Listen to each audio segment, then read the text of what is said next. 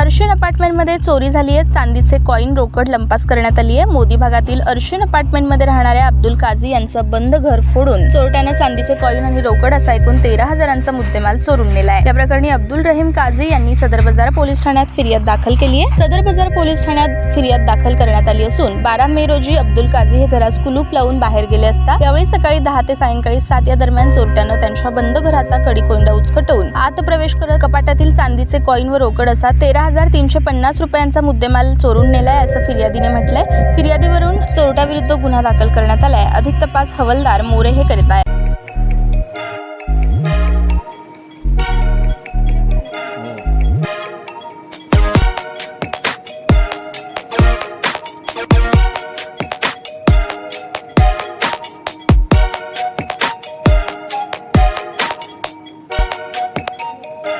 सोलापूर शहरातील सुप्रसिद्ध हॉस्पिटल म्हणजे सेंट्रल मल्टी स्पेशालिटी हॉस्पिटल मागील अनेक वर्षापासून सेवा बजावत आहे। 24 तास इमर्जन्सी सर्व्हिस, मॉडर्न टेक्नॉलॉजी, अनुभवी डॉक्टर्स तसेच अत्याधुनिक तंत्रज्ञान सुविधांनी सुसज्ज स्त्रीरोग प्रसूती विभाग, ऑर्थोपेडिक विभाग, मेडिकल विभाग आणि इतर एकमेव नाव म्हणजे सेंट्रल मल्टी स्पेशालिटी हॉस्पिटल।